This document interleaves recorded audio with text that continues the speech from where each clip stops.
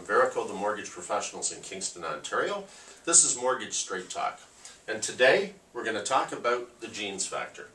Now, the genes factor is my way of expressing to my clients how they can afford to buy a home. And the most important thing to me when I'm talking to my clients about their mortgage payment and what they're contemplating in terms of a purchase is what's coming out of their genes every month. Most of the industry has been taught to look at somebody from an approval standpoint, look at their income, look at their credit, and then the industry, especially for first-time home buyers, and certainly through Canada+mortgage and housing or any other insurer, gives us a set of guidelines that allows us to qualify somebody to purchase a home. I don't necessarily agree with those particular guidelines because I think it disregards all the other expenses that somebody has during the course of the month. I cannot count on my hands the number of times that I've been in my office and clients have come in and said, I've been to my bank's taken a look at a pre-approval for me, they've said on my income that I can afford to purchase a home at X number of dollars. But I really don't want to make that type of mortgage payment.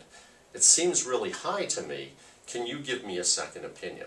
So, when I'm sitting down with a client and I'm going through things the first time, I always sit down and try and get a handle on them during the course of the interview, whether in fact they've got a handle on their personal finances.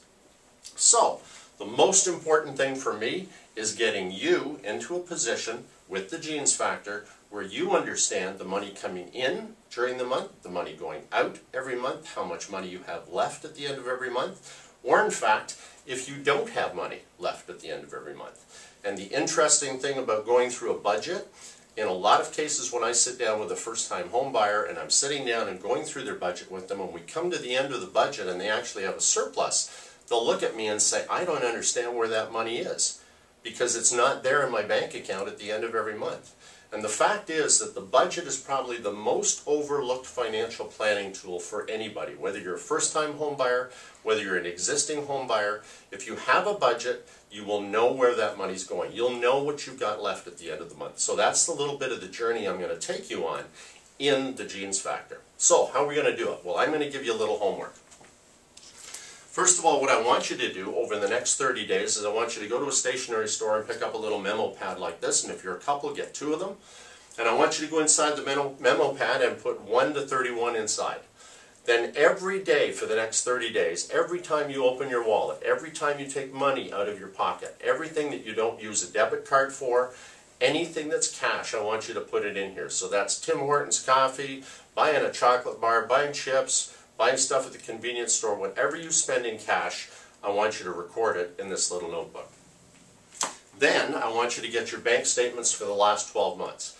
And I want you to take a look through your bank statements and see where your money's gone every single month. Everything that comes out of your bank account, loan payments, groceries, anything that comes out of your bank account. Then I want you to take a look at your credit card statements. And I want you to get those out for the last 12 months. And I want you to take a look through your credit card statements and again, see everything that you have paid for using credit. When you've done all 3 of those things, I want you to take the notebook and I want you to summarize all those expenses into different categories. I want you to do the same thing with your bank statement, and I want you to do the same thing with your credit cards. When you've done all that, at the end of this video, I'm going to give you a video link, and that's going to take you to the mortgage calculator that we're going to use. And in the next session, I'm going to show you how to take all that information, put it into this calculator, this budget calculator, that's going to show you whether you have a surplus or you have a deficit at the end of every month. Then what we're going to do is we're going to take a look at your budget, what you're spending right now, what you've got coming in. We're going to look and see how much you think you can afford to have for a mortgage payment. We're going to plug in all the other associated expenses that come with a mortgage, like utilities, taxes, house insurance, and all the rest of it. And we're going to see how that impacts your budget. And I've got a sample budget made up that I'll show you, so you can do your own and follow along with me on the video, and you'll see what I'm doing that will allow you to do the same thing with your particular budget. In the 3rd session, I'm going to take your budget, I'm going to show you then how to analyze it, maybe perhaps make changes in your lifestyle or the things that you have to do.